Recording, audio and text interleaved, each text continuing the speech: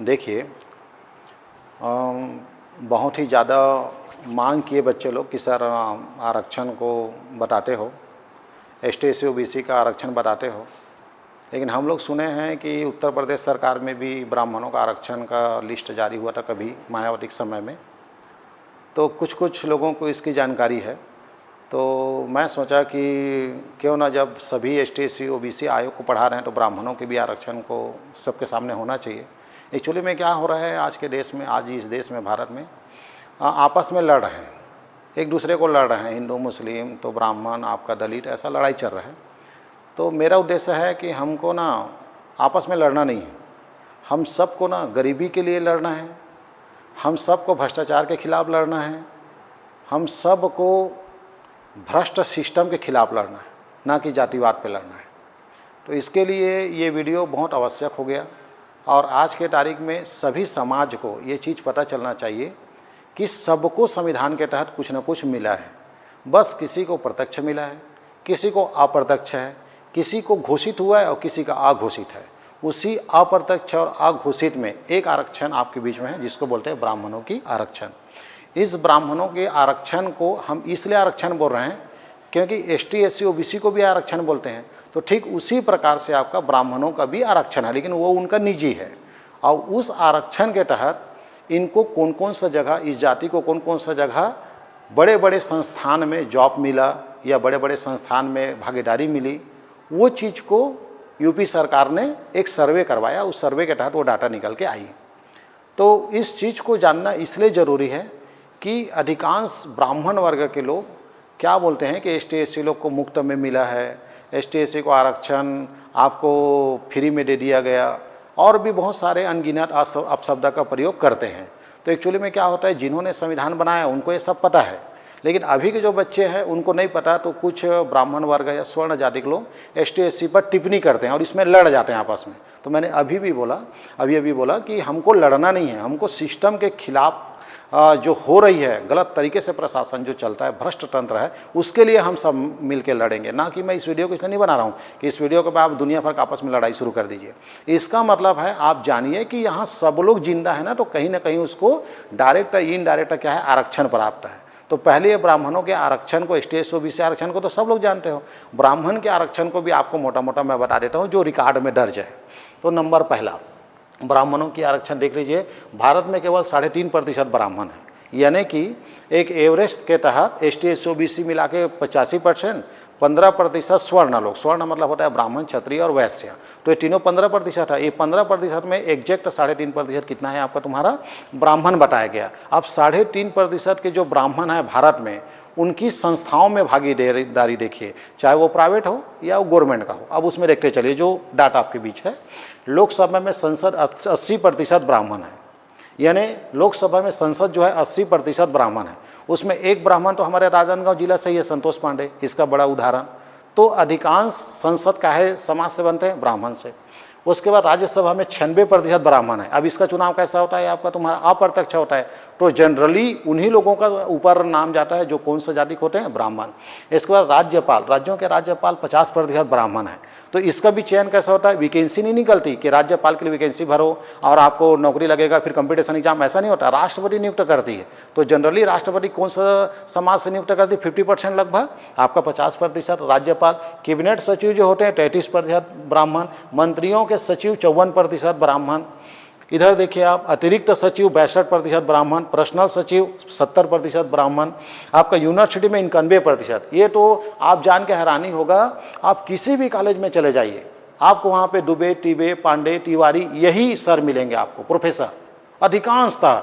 आपको अधिकांश यूनिवर्सिटी में देख लीजिए आपको हिंदुस्तान की किसी भी यूनिवर्सिटी में, आप जैसे छत्तीसगढ़ ही देख लीजिए, छत्तीसगढ़ के किसी भी कॉलेज में आप जाएंगे तो आपको ना छत्तीसगढ़िया कम मिलेगा, अदर स्टेट वाले, और वो भी कौन सा जाति के हैं आपका, ब्राह्मण। ये बात है कि पढ़े लिखे हैं, मैं मान रहा हूँ उस बात को, लेकिन ब्राह्मण की संख्या बढ़ा है कि नहीं।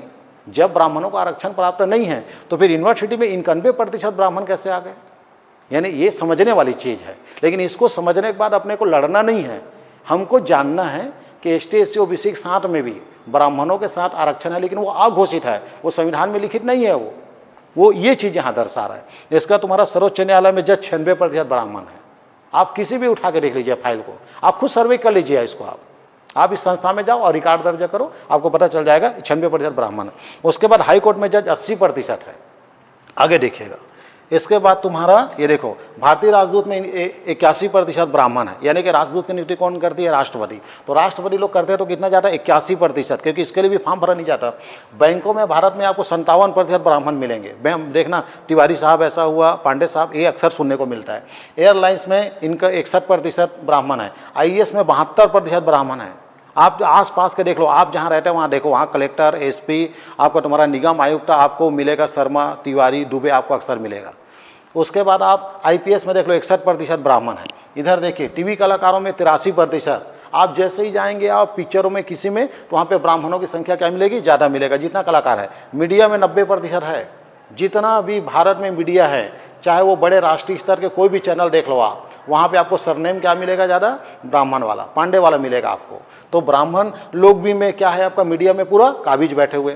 इसका सरकारी नौकरी में 72% एक एवरेज है। उसके बाद क्रिकेट में 75%। क्रिकेट का और ज़्यादा डाटा निकालोगे तो मनीष पांडे, रोहित शर्मा, मोहित शर्मा, द्विवेदी, आप निकालते चलिए रिकॉर्ड। आप देख लीजिए क्रिकेट में, IPL में देखते रहो, आपको अधिकांश हर चौथा प्लेयर क्या मिलेगा? ब्राह्मण मिलेगा।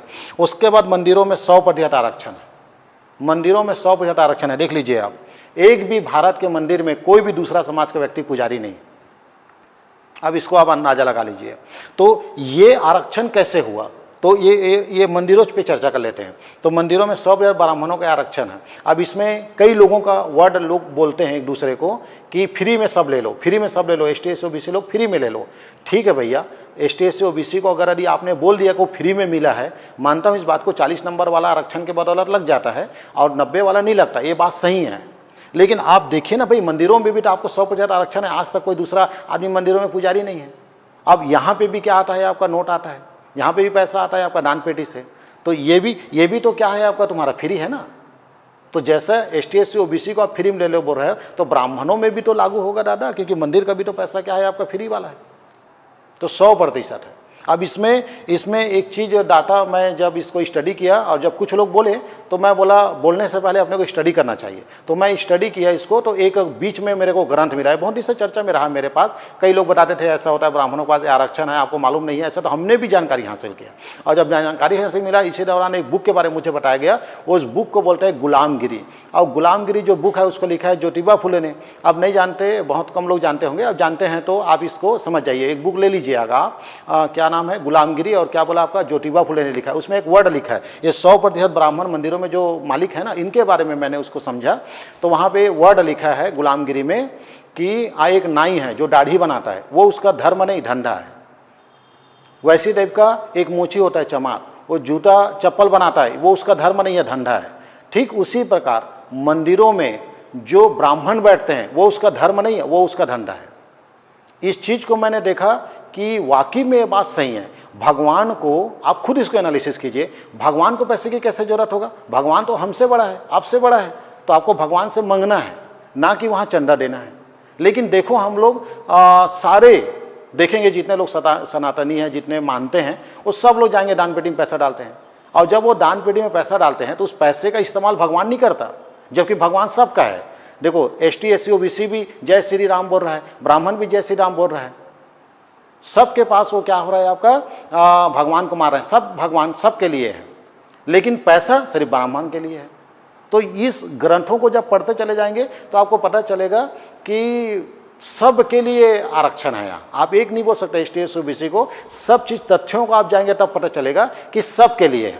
इसमें एक और वर्ड है टैक्स वाला, कि इसको जब और मैं गहन अध्ययन गया तो उसमें ये पता चला मुझे कि जैसे कि आपका एक मोची चमार है, वो शोरूम डालता है चप्पल जूता का, और उसका आय होगा तो उसको इनकम टैक्स देगा वो। और जैसे एक नाई है, तो नाई अगर यदि बढ़िया शोरूम बना लिया अपना, बढ़िया दाढ़ी मूछ वाला सैलून स्पेशल है और आय बढ़ गई, तो भारत सरकार को टैक्स देगा। लेकिन अगर यदि मंदिरों में जो पैसा आ रहा है उस पैसे का भारत सरकार को टैक्स नहीं देगा। अब बताइए यहाँ पे, यानी कि जो धंधा कर रहा है वो व्यक्ति भारत सरकार को टैक्स देगा, व्यापार के माध्यम से टैक्स देगा, लेकिन मंदिरों के पैसे में टैक्स नहीं है। बताइए, तो इससे आप क्या समझेंगे? इससे आप क्या मैसेज डालेंगे आप कि ब्राह्मणों के पैसा में क्यों टैक्स नहीं है? टैक्स नहीं है मतलब ऑडिट नहीं हो रहा है। अब ऑडिट नहीं हो रहा है मतलब कौन कितना चंदा दे रहा है, मंदिर के पास कितना पैसा है और उस पैसे का इस्तेमाल कहाँ हुआ, उस पैसे को कहाँ खर्चा किया गया, इसका तो कोई रिकॉर्ड ही नहीं है। इसका मतलब साफ बात है काला धन को वहाँ ट्रांसफर किया जा सकता है। भाई ऑडिट चेक होगा तब तो पता चलेगा। भाई दान आ रहा है वो इंपॉर्टेंट नहीं है, उस व्यक्ति ने 5,000 करोड़ दिया तो वही भी तो जांच का विषय बनता है कि उसके बाद 5,000 करोड़ कहाँ से आया, क्या उस 5,000 करोड़ का उसने इनकम टैक्स दिया है जो इसमें दान दिया है, ये तो प्रमाणित नहीं हो रहा है। तो सर अगर यदि आप सब तरफ से देखेंगे ना, इस रिकॉर्ड को आप देखेंगे तो कहीं ना कहीं यहाँ पे ये लगता है कि एक तरफा निर्णय है। क्योंकि अगर ये सही निर्णय होता तो मंदिरों के पैसे में भी टैक्स लगता, एक चमार जो जाति जो विशेष जो काम कर रहा है चपड़ा जूते का उसको भी टैक्स दे रहा है और आपको तुम्हारा नाई भी दे रहा है आपका, तो फिर इन पैसों में टैक्स क्यों नहीं। तो इसको ना आपस में लड़ने से समस्या दूर नहीं होगा, बल्कि सच्चाई ये है कि एक हाथ से ताली नहीं बजता, ताली दोनों हाथ से बजती है। मैं ये आपको बताना चाह रहा हूँ, हम लोग पूर्ण ज्ञान रहता ही नहीं है और हम एक दूसरे में लड़ते रहते हैं। तो सर आपको लग रहा होगा कि हम माइंडेड हैं, नहीं सर, हम इस दुनिया का भी 2% ज्ञान अर्जित नहीं किए हैं। पहले हमको ना जानना है, बहुत कुछ करना है, बहुत समझना है, तब जाके हमको टिपा टिप्पणी करना है, हमको लड़ना नहीं है। हमारे ऊपर इतना मुद्दा है, इतना सारा समस्या है कि इस देश में क्या नहीं कितने लोगों को आपका दिन और रात काम करेंगे तब जाके देश में सुधार आएगा सर। इसलिए अपने को ये नहीं करना है। अब देखो अभी इस ब्राह्मण वाले को मैं डाल दिया आरक्षण, बता दिया मैं, अब देखना भर भर के गाली बकेंगे, भर भर के आपका कमेंट बॉक्स में लिखेंगे आपने ये गलत किया वो किया, लेकिन एक ब्राह्मण लिखेगा, एक बात नहीं लिखेगा कि हाँ सही बात है मंदिरों में 100% आरक्षण है, हम लोग को इस मंदिर के पैसा को सार्वजनिक रूप से बढ़ना चाहिए, सामाजिक काम आना चाहिए, देश के विकास में काम आना चाहिए, नहीं बोलेगा। हाँ उसको ये बोलेगा ये बात आपको बोलने का किसने अधिकार दे दिया, आप गलत जातिवाद फैला रहे हो, ये दुनिया भर का, ये नहीं है सर, ये हकीकत है। और ये चीज़ें कैसे हुई, ये परसेंट कैसे बढ़ा, ये परसेंट संविधानिक तो है ही नहीं है, ये संविधान द्वारा ब्राह्मणों को आरक्षण प्राप्त नहीं है, तो इनकी संख्या इन संस्थाओं में कैसे बढ़ गई, वो ऐसा बढ़ा सर। जैसे एक प्लेयर से लेते हैं क्रिकेट से, जैसे 10 प्लेयर खेल रहे हैं मैदान में, अब 10 प्लेयर में से 2 लोग को सिलेक्शन लिस्ट में नाम डालना है, तो उसका जो 10 लोग को जो खिला रहा है क्रिकेट में, जो खिला रहा है उसमें से 2 लोगों को हमको चयन लिस्ट में डालना है, यानी 2 लोग IPL में जाने हैं उस 10 में से, और 10 योग्य है और उसमें सिर्फ 2 लोगों को चयन करना है। अब उसमें से 2 लोग का चयन किसका होगा मालूम है, जो उसका बड़ा अधिकारी, जो उस 10 लोगों का बड़ा अधिकारी वो कौन है, आपका ब्राह्मण है। अब वो ब्राह्मण किसको सिलेक्शन लिस्ट में नाम डालेगा, वो 10 में से 2 पंडित है, 2 ब्राह्मण जाति के हैं, उनके लिस्ट को ऊपर डालेगा। अब ऊपर 2 लोगों का लिस्ट को डाल दिया, गलत हो गया यहाँ पे। तो इस दौरान वो 8 लोग जो अदर कास्ट के हैं, दूसरे जाति के हैं, वो लोग भयंकर गाली बकते हैं कि वो साहब ठीक नहीं है, वो तिवारी साहब ऐसा है, वो पांडे साहब ऐसा है, अपने जातिवाद को देख के अपने दोनों लड़के को ले लिया और हमारे अन्य कास्ट वाले को छोड़ दिया। तो उस जो बड़े अधिकारी है उसको बेकार क्यों नहीं लगता, उसको क्यों ऐसा नहीं लगता कि 8 लोग मुझे गाली बक रहे हैं, मैंने जो 2 लड़के हमारे जातिवाद थे उसको मैं सिलेक्शन में ले लिया, ऐसा उसको क्यों नहीं लगता, उसको इसलिए नहीं लगता क्योंकि उनको भी पता है ब्राह्मणों को आरक्षण नहीं है। और ब्राह्मणों को जब आरक्षण नहीं है और वो अपने जाति वाले जातिवाद के तहत अपने जाति भाइयों को अगर यदि वो नहीं उठाएगा तो वो अधिकारी के मन में ये बात आ जाता है कि मेरे ब्राह्मण पीछे हो जाएंगे। और इसी चक्कर में पूरा भारत में बड़े अधिकारी लोग नीचे वाले जितने भी आपका कभी भी सिलेक्शन होना रहता है या कभी भी चयन करना रहता है या पदोन्नति करना रहता है तो वो अपने जात भाई को देखता है, और जात भाई को देख के क्या करता है, जो 10 में से जो ब्राह्मण जाति के है उसी का चयन लिस्ट में क्या करता है, नाम करता है। तब क्रिकेट में 75% क्या हो गया आपका, तुम्हारा प्लेयर क्या आ गई, आपका ब्राह्मण जाति क्या आ गया। और उनको बुरा क्यों नहीं लग रहा है बड़ा अधिकारी को, क्योंकि उनको पता है ब्राह्मणों को आरक्षण नहीं है। तो आप बताइए यहाँ पे आप अधिकांश इस शब्द को सुने होंगे कि नालायक लोगों को आरक्षण के माध्यम से लायक बनाया जा रहा है। बिल्कुल आप सही बोल रहे हैं सर, नालायक लोगों को ही आरक्षण के माध्यम से लायक बनाया जाता है, क्योंकि 40% वाला नौकरी में पा जाता है और 90% वाला पंडित बाहर हो जाता है, ये बात सही है। लेकिन यहाँ तो ब्राह्मणों में भी लागू हो रहा है ना सर, कि 10 लोग जो क्रिकेट खेले उसमें से 2 अयोग्य है, लेकिन वो ब्राह्मण जाति के, तो उसका भी तो आपने चयन किया। तो फिर यहाँ भी तो हो रहा है कि आप आरक्षण के माध्यम से या जातिवाद के माध्यम से नालायक को आपने लायक बनाया। तो सर यहाँ ताली एक हाथ से नहीं, ताली दोनों हाथ से बजती है। यहाँ दोषी सभी हैं। अगर यदि आप उसको गौर से देखेंगे तो ये देश ना एक तरफा नहीं चल रहा है, सबके सहयोग से चल रहा है। अब इसीलिए इतने साल तक ये आरक्षण है, नहीं तो आप देख लीजिए सत्ता में जाकर देख लो, ब्राह्मणों की ही दबदबा है। क्यों ST SC OBC को आरक्षण दे के बैठे हैं, 2 मिनट में समाप्त हो जाएगा, आप ही कल्पना करके देखिए। लेकिन सर जब ST SC OBC का आरक्षण समाप्त होगा ना तो ये सब लोग क्या बोलेंगे मालूम है, ये सब ब्राह्मणों के आरक्षण आप भी समाप्त करो। तो साफ बात है जब ST SC वाला प्रॉब्लम आएगा तो ब्राह्मणों की भी आरक्षण छीनी जाएगी। ये मंदिरों में जो 100% आपका ब्राह्मण बैठे हैं उसको भी निकाल देंगे लोग, नहीं तो दंगा फसाद होगा। इस कारण सब मौन है भाई। यहाँ सब ना हम गरीबों के साथ गेम खेलते हैं बड़े नेता लोग, हम लोग को ब्राह्मण को दलित के साथ, दलित को मुसलमान के साथ, मुसलमान को बीस के साथ आपस में लड़वा रहे हैं। मेन तो यह है कि सत्ता इनके हाथ में है और सत्ता इनके पास है, तो जैसा पाए वैसा लड़वा रहे हैं और हम लोग आपस में लड़ रहे हैं। ये आपको समझने की चीज़ है। हमको किसी भी परिस्थिति में लड़ना नहीं है, ये बात सत्य है और ये हर एक के दिलों में है। आरक्षण समाप्त होनी चाहिए, 100% आरक्षण समाप्त होना चाहिए। और आरक्षण को समाप्त करके इस देश में आय के आधार पर आरक्षण बनाना चाहिए, क्योंकि हमारा देश विकसित देश नहीं है, विकासशील है और भी विकासशील में सबसे नीचे लेवल में है। तो इस देश में 100% आरक्षण समाप्त होना चाहिए, लेकिन उसके जगह हमें क्या आना चाहिए? आय के आधार पर आरक्षण होना चाहिए। आय के आधार पर होगा तो क्या होगा मालूम है? वह ब्राह्मण जो अति गरीब है बेचारा वो आरक्षण के दायरे में आएगा, और उसके बाद जो राजपूत है जिनको आरक्षण नहीं मिल पा रही, छत्री हैं, उन लोग को गरीबी के आधार पे, आय के आधार पे, जिसका अब देखिए आज कई जने दलितों में देखेंगे आप, एक एक घर में 8-9 लोग नौकरी में हैं। हमको भयंकर पीड़ा लगता है उसमें, देखते हैं तो 8-9 लोग आरक्षण के तहत नौकरी पा गए हैं। अब उनको क्या 70 साल से आप अपने आप को डेवलप नहीं कर सके, भैया आपकी गलती है। तो अब रियल में आरक्षण समाप्त हो और उस जगह में आय के आधार पर आरक्षण बन जाए। देख लेना एक भी समाज का व्यक्ति ये नहीं बोलेगा कि आरक्षण खराब है, क्योंकि उसमें सभी जाति के लोग आएंगे। आज झगड़ा का मेन कारण क्या बन गया है? आपका जाति विशेष कर दिया गया है। और सबसे बड़ी बात क्या है? ब्राह्मण लोग अपने आरक्षण को एक्सेप्ट नहीं कर पा रहे हैं कि भाई हम बताना नहीं चाह रहे हैं। जो भी समझो आप लोग, तो भैया जिसके पास मुफ्त में आय आ रहा है उसको तो बताना पड़ेगा भाई ये मुफ्त का है, हम इसको सार्वजनिक रूप से समाज के लिए सेवा देना चाहते हैं, तब जाके सुधार आएगा जी। और आप अगर बोलते रहोगे नहीं मेरा मुफ्त में मंदिर में पैसा आते रहे और ST SC लोग जॉब करें, आपका तुम्हारा मेहनत करे तब पैसा आता रहे, तो साफ बात है ST SC जब जागरूक होगा तो आपके ऊपर टिप्पा टिप्पणी करेगा। हालांकि आपको ये लग रहा है कि मैं बता के गलत कर रहा हूँ, लेकिन सर जब शिक्षित होते हैं ना लोग, तो ऑलरेडी वो सच को पकड़ लेते हैं। ये चीज़ें वो लोगों में फुसफुसाहट रहती है, लोग काना फुसी करते ही हैं लोग, और वो चीज़ें लोगों को पता चल ही जाती है। तो रियल में हम सबको मिलके भाई देश के लिए काम करेंगे। हमारा उद्देश्य ये नहीं है कि किसी को जाके इससे भिड़ा दो, उससे भिड़ा दो, उंगली लगा दो, ये काम नहीं है। हम सबको मिल के एक साथ काम करने की ज़रूरत है। तो मुझे उम्मीद है ये वीडियो आपको एक दिशा निर्देश, जागरूकता के लिए मैं इसको डाला हूं। और अगर यदि वीडियो में आप नए हैं तो इसको सब्सक्राइब कर दीजिएगा।